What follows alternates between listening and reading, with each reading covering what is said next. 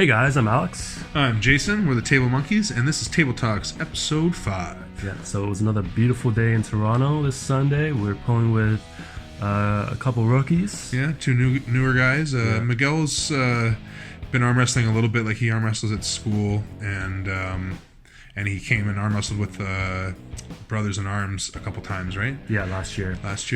He's kind of been on a little hiatus, but he seems to be stronger and bigger from what I remember. Yeah.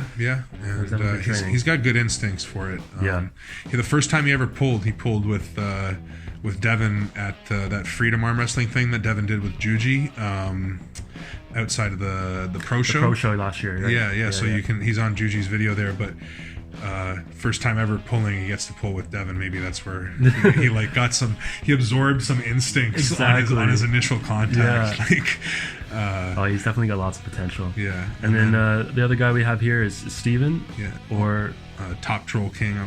Yeah, on Instagram.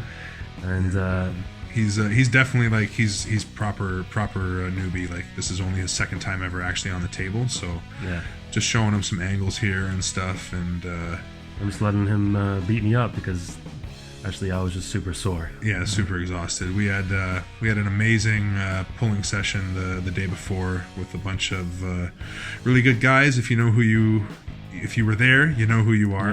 Yeah. And if you have no idea what I'm talking about, then I'm sorry about that. Yeah, we weren't allowed to film it. It was secret, top secret, but super wicked. Got a lot of good work in, and we're both super tired. So it was kind of good to have some newer guys just to go light with. Yeah, it was a little recovery work. Yeah, for sure. Although for you, not the same. I mean, right here, I'm like, all right, got to bring Steven back to reality. Yeah. Pin him, and then I'm like, oh shit. Yeah. My arm is on fire. Yeah. I sit down for like half an hour, take a couple pills, drink 2 beers, and then I was finally able to get back on the table. Yeah, but the camera was out of film at that point, so we didn't catch it. Yeah, so it's all hearsay.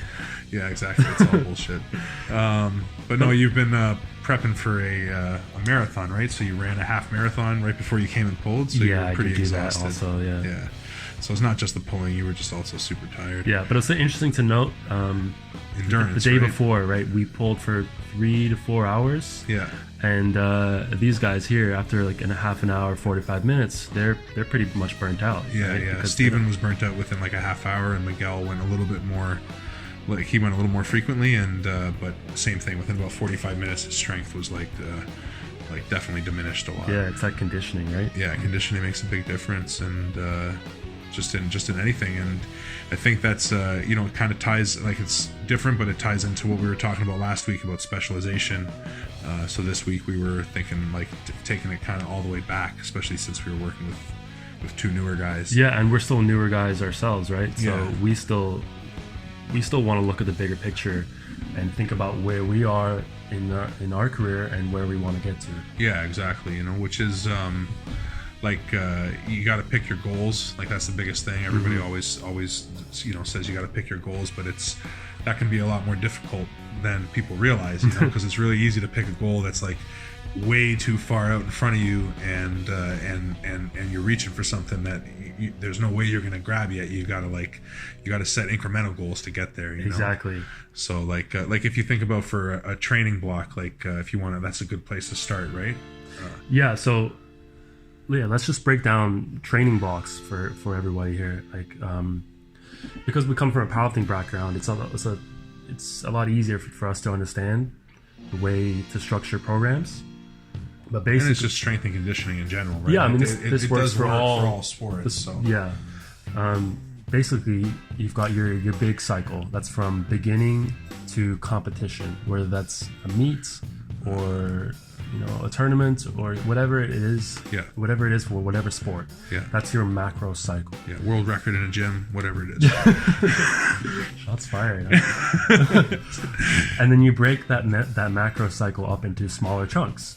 Those are your mesocycles. So those could be maybe 4 to 6 weeks long. Yeah. For example, in most cases, 3 to 5, 4 to 6. And then you break those mesocycles up even more, and into microcycles, and these tend to be like a week long. So it's usually like your training week, like what you plan. Yeah, exactly. Your week to be. So it's your routine before you reset and start doing that same routine again. That's your microcycle. And obviously, more the more complicated the sport, the more complicated, or it depends on the sport. These things can get bigger and more complicated. And, yeah, exactly. You can have macro cycles where your main goal is in 4 years I want to be making it into the Olympics. Like if you were Olympics or something like that. So, so it can get hairy. It can get crazy, but at the same time, it's all the same sort of denomination. You can break things down the same way. Exactly. And then so let's just break down mesocycles a little bit more. For powerlifting, and I mean this is similar to a lot of sports, but the first kind of mesocycle you have would be called an accumulation period, right? Where you're building up a lot of volume and you're trying to build hypertrophy. And then you've got your transmutation period, which would be a little bit more strength focus, a little bit kind of more specific. And then you've got your realization period, where you're peaking, you're very specific, and you're preparing for that final day where you compete. Yeah, exactly. Yeah. So just like to simplify that maybe a little bit, like more layman's term, it'd be like your first part of your accumulation or whatever. You're gonna just look at that. That's just your like work period, like where you're just putting in a ton of work, building a base, lots of volume, tons of work. And then your next phase, your transformation or transmutation or whatever you want to call it, phase is going to be where you're starting to increase that intensity and become a little more specific to exactly what you're going to do on the day. Because in your volume phase, you're also going to cover a lot of ground. Like you're going to do a lot of different things. Right. It doesn't have it's to more be varied, right? Yeah, much more varied. It's much less specific to the exact day. And then your final phase is just specialization. It's just what you just said. Being as specific as possible to what you're doing on the day. And that works for every sport. It doesn't matter. Exactly. It doesn't matter what it is. If I'm planning for powerlifting, I'm going to plan it the same way. I think you just prepped for you're prepping for this run now. Yeah, so I'm prepping for. So I guess you know what, that leads us to the next part, just so we don't get too sidetracked rambling on, is the idea that you work backwards. This is the big thing. This is what we said earlier. Is people get confused. How do you pick these goals? You pick your big goal, and then the important part is the meso and micro part of it. Where you start to break it down. So again, to make it more layman terms, so we're not meso, micro, macroing you guys to death. Macro is final goal, your final goal, okay? And then in between that, you've got checkpoints, right? Yep. And then before you get to those checkpoints, the first and foremost thing is just doing the work, which is adherence, right? So like... so give me an example of what these checkpoints could be. So for like say pick your final goal. So like if for powerlifting, just because that's what I would have planned it for before, if my final goal is to squat 600 pounds, I'm going to work backwards from that goal. I'm going to go, okay, if I want to squat 600 pounds at the meet, then what's the last single I need to do in training, and I know based on my strength curve and my experience, I know that I need to hit 550 for a single in training in order to hit 600 at the meet. And before that even, I look at my strength curve, I go, I need to hit 455 for 8 to be ready to make a peak to 600. Right. So the first checkpoint is really where I'm working my accumulation phase, and I'm just doing work until I get to the point that I can do 455 for 8. At that point, I go, okay, now I'm ready to start peaking to hit 600, and I'll look and pick a meet and go, okay, that's far enough out that I've got 4 months to peak for it, and then I start my transmutation phase, or what do we call it, my strengthening phase, like my intensity phase. So at that point, I'm gonna take this base that I've built and start building the sides up towards the peak. And then once we're a month out, I'm going to start doing my singles and being much more specific to what I'm doing, and it's going to be probably like 3 weeks of singles, going from 500, 525, 550, and then deload, go to the meet, crush that 600 like it's nobody's business. That's great. I mean, and like breaking your macro goal into smaller digestible portions, and then achieving those smaller goals gives you confidence, right? It lets you know, hey, I'm on the right track to achieving this macro goal. It gives you a little more confidence into each training session, which just compounds, and it will help you achieve that macro goal. And it comes back to the adherence, right? If you've done this over and over, that's how you know when you're able to hit your mark more consistently, right? Yeah, I mean, it's all about adherence, right? I mean, it's you're doing the same thing with your like you planned out your run the same way, right? Yeah. So I wrote a marathon training plan, and the first thing I did was write out the date that I want to run the marathon, and that's 26 miles. And then I went backwards from there. Every week I have this one long run, and it's basically slowly increasing all the way up to that marathon. So I went slowly backwards all the way to the first week. Right. And then I wrote out all the work that I have to do during the week to get to that long run at the end of the week. So I started from the macro goal, and then I wrote little goals. And you based those, like when you worked backwards and you saw, okay, what was your first long run? How long was your first long run was 10 miles. So you go, okay, 10 miles is my first long run. If I'm going to run 10 miles, you kind of based, like you have a day where you run 400s, right? Yeah. Like 400 meters, and you run multiple 400 meters one after another. Yeah. You kind of based that on your 10 miles, didn't you?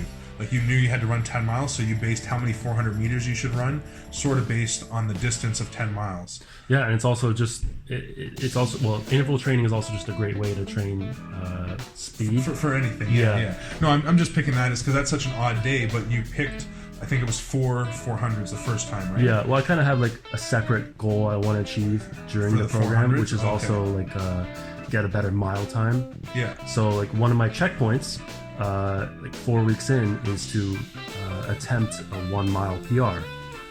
So if I know if I do better at that, my fitness is improving, and it's going to give me more confidence leading into the next 4 weeks of that program. Yeah.